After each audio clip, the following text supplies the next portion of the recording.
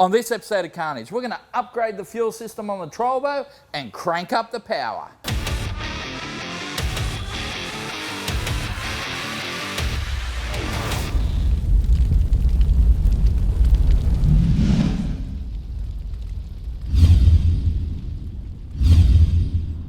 This is the Trolvo.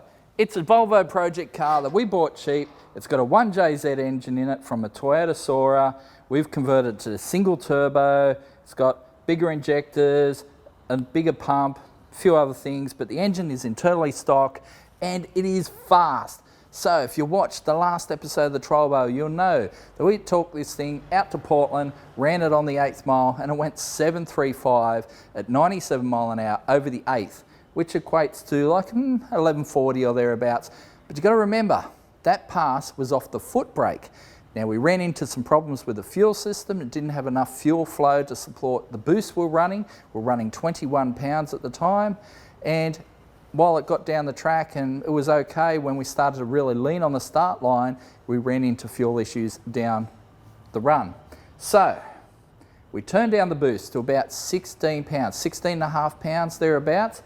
Turned the boost down, it still went 7.7, but it went clean 7.7 on 16 pounds. But that was using the trans brake. So a lot more aggressive launches. We're popping the wheel off the deck on the launches, which looked hilarious, I've got to say. Volvos doing wheel stands are not a natural thing. So it looked awesome, popping a wheel off the deck, but you know, running similar numbers at a much lower boost. We want the boost back. We want at least 21 pounds. In fact, we want more. I'd love to turn this thing up to 28 because I know this engine will handle it. But we need a lot more fuel flow. So we're going to use a surge pot in the boot with 2 pumps in it. We're going to use the pump in the tank to feed that surge pot, pump heaps of fuel up here to the front, wind heaps of boost into this thing and go a lot faster down the track. This thing is going 10s pretty much next time we take it out. It'll go 10s down the quarter mile, and I think potentially this thing may go 9s.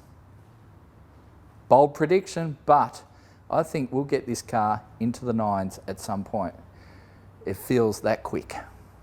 So we have a whole bunch of Raceworks lines, fittings and pumps sitting here for the Trolvo, and yeah, we've used a lot of Raceworks stuff in the past, you know, from like the MX-5 through to Toxic Avenger through to Superman. They've all used, you know, Raceworks injectors and fittings and that. In fact, the MX-5 uses a whole complete Raceworks fuel system right through bumper to bumper.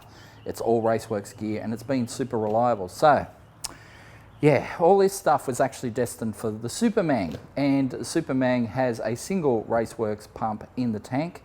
We were going to upgrade that with like a surge pot and another pump, but well, A, it doesn't require it just yet, and B, Superman's broken, so we're going to rob all this stuff from Superman and put it in the Trolvo instead. But because we only had 1 pump planned for the Superman, we needed to put a call out to Raceworks, and they've sent us out a whole new box of goodies. So there's a second pump. Oh, we got some Iridium spark plugs as well, Denso plugs. They're a retailer for those. So yep, we have some couple sets of Densos there. That's awesome. We also have a whole bunch of fittings and injectors. So injector sizing, right? At the moment, the Trolvo runs 1000cc injectors. We're kind of starting to nudge their capability a little bit, but we're going to upgrade them with these 1500cc injectors. So that'll be awesome. And we're going to start logging a few things. We've got a whole bunch of pressure sensors, some for temp, some for pressure. So we're going to start logging more things for the ECU, because the Haltech ECU can log so much stuff. We're only scratching the surface of what that ECU can do. So we're going to start logging coolant pressure. We're going to start logging trans temp, oil temperature, all these things that we were never looking at before. We're going to start logging that stuff through the ECU so we can keep an eye on this, because we're going to start pushing this thing to its limits. So we want to keep an eye on what's happening. Coolant pressure is super important. If the coolant pressure spikes, we know that we're pushing the head gasket, stuff like that. Trans temp, we want to keep an eye on that transmission. It's worth a lot of dollars. So you know, we don't want to go cooking the thing, so we'll keep an eye on that, especially with the trans brake and you're on the line and you're on the limiter with the trans brake, it puts a lot of heat in that converter and that transmission very quickly. So these are things that you want to keep an eye on, and the Haltech ECU has that capability, and Raceworks have the sensors for us. So we're going to put all that stuff in the car as well. So there's a whole bunch of gear here to go into the car. Let's just get into it. In fact, let's break out the big shifter. So for this job, we're going to use two of these little Raceworks pumps. They are the EFP 500, all right? So they're 340 litres per hour, they're E85 safe. That sort of flow means, say on a natural aspirated V8, injector V8, that'd be like 850 horsepower's worth out of one of these little pumps. Being a boosted car, we drop that down a little bit and say 600 horsepower per pump, two pumps, it's 1200 horsepower fuel capacity, which is plenty for us. So we're going to mount two of those in this little 2.8 litre surge pot. We've got one of these in the Mazda, they work perfectly. So they've just basically got a feed there, which we're going to feed from the pump that's already in the tank. And then we've got two outlets to go off to our fuel rail, and then return lines and all that sort of stuff. We're going to do Teflon lines in this car because we don't want it to smell inside the car, and Teflon doesn't permeate. So Teflon lines and fittings to keep the smell out. And I reckon, let's crack this bad boy open, load some pumps.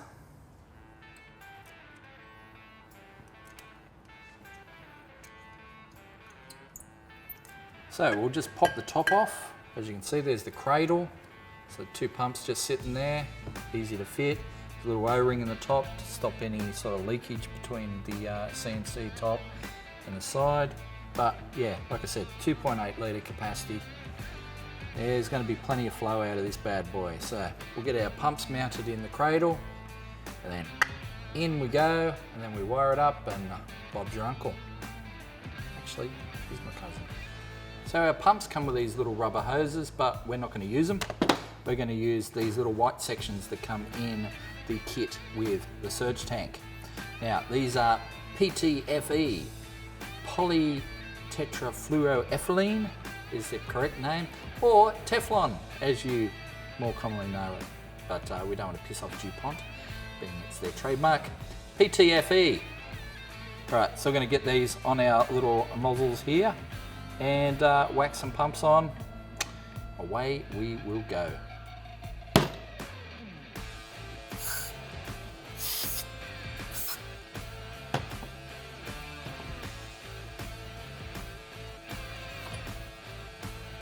Little bit of citrus hit. Wow, that slid on real good. It smells great too. Look at that. Beautiful. Made it very easy.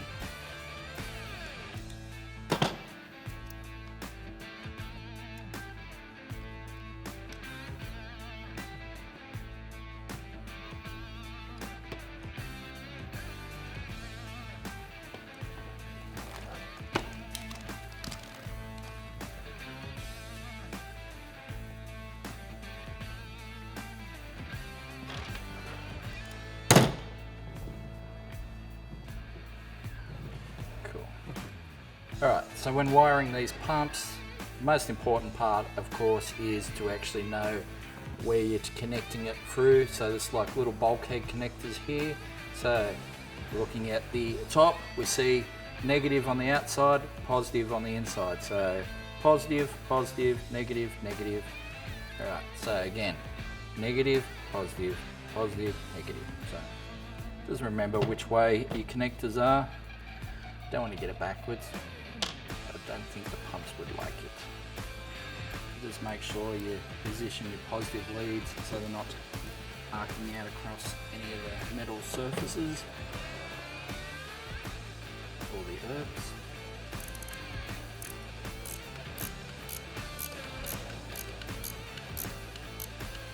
So we're pretty much done with these. They're wired up, or everything's done up. Pretty much ready to slot in, and away we go. Now we've got pump 1 and pump 2. What we're going to do is set up pump 1 to run all the time, then pump 2 will be staged to come in at let's say 15 pounds boost. That way they're not running constantly all the time, heating up all the fuel. You know, you only need one pump to run the car basically for, you know, anything low end. We're only going to need that second pump when we're really getting on it. £15 sounds like a good number. Anyway, we'll slot this into there, seal her up, and we shall never have to look at it again. There we go.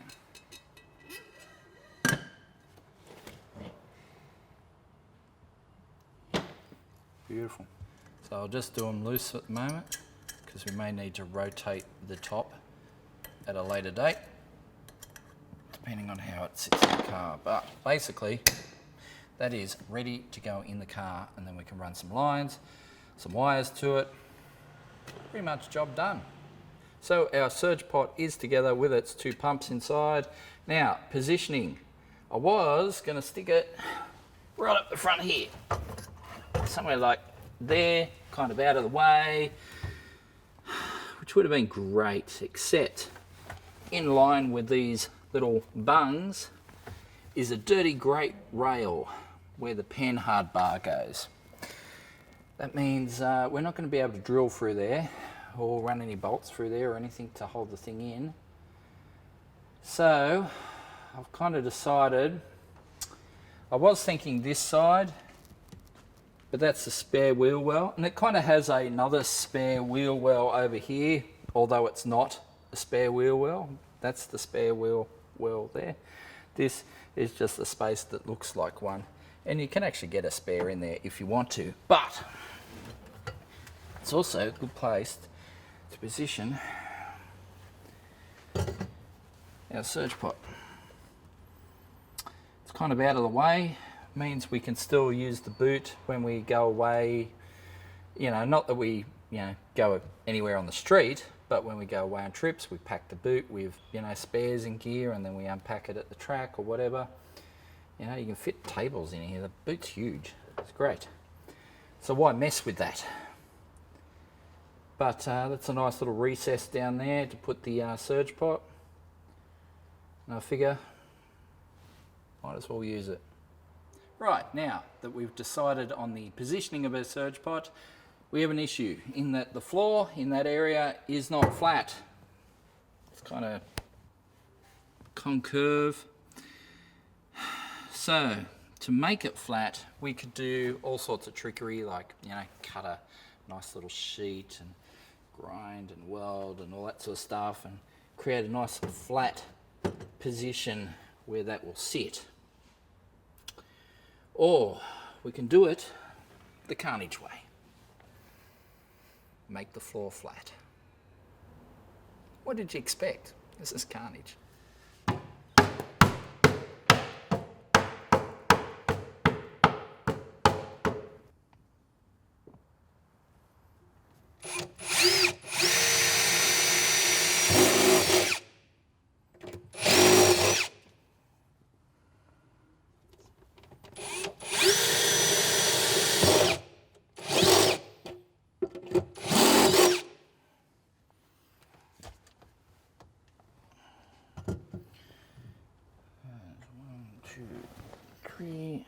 And 4, perfectly lined up. Right. So what we're going to do is put some bolts through there, and put some flat plates under there, do them up really, really tight, and it will pull it into shape. The hammer did some of the work. Pulling it into shape will do the rest. Carnage. So we've beaten on it and we've screwed it, and well, it's in there. It ain't going anywhere. So I figure, all right, let's plumb her up, run some lines to it, run some wires, get this sucker going.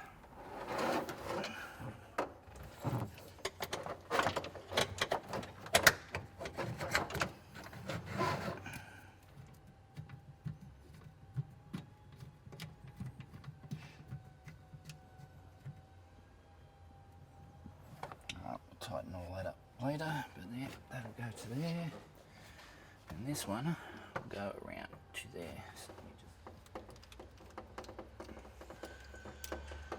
So I don't suppose you can reach in there and Can you get it from the side?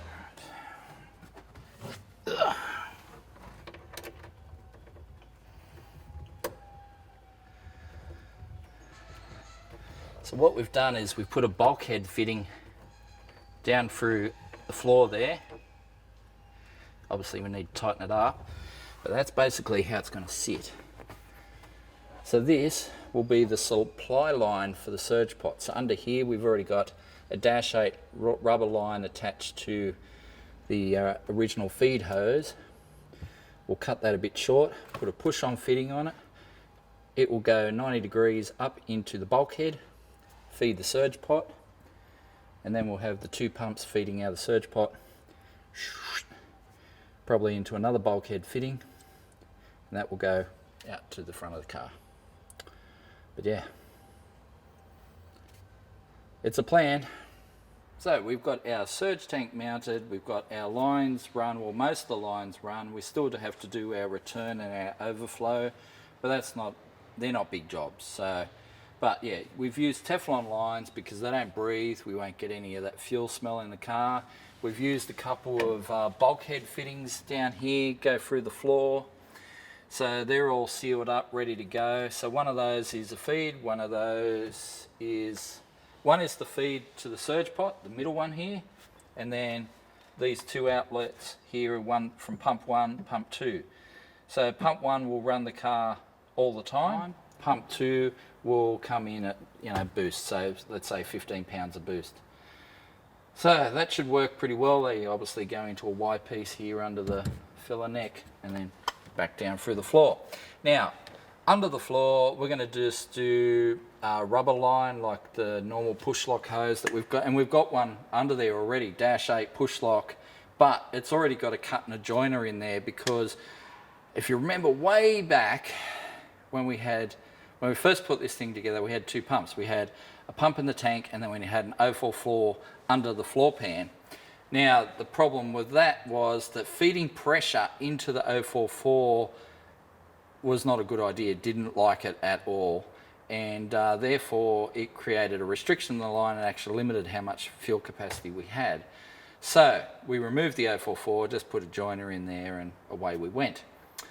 Well, let's get rid of that joiner. Let's make it 1-piece hose. I've just gone and bought some stuff from Quick Bits. They had some push lock hose there. I've already got the fittings in the car, so we'll undo that hose, pull it out, put new fittings on it, 1-piece line, up to the front, -8. It'll be good, it'll be fine, it'll be beautiful. But what's not beautiful is we've just heard we're going into lockdown. Just heard it. Lockdown is coming. So I was hoping to have this video done for the end of next week. And it's not going to happen now because we're going into a bloody lockdown again!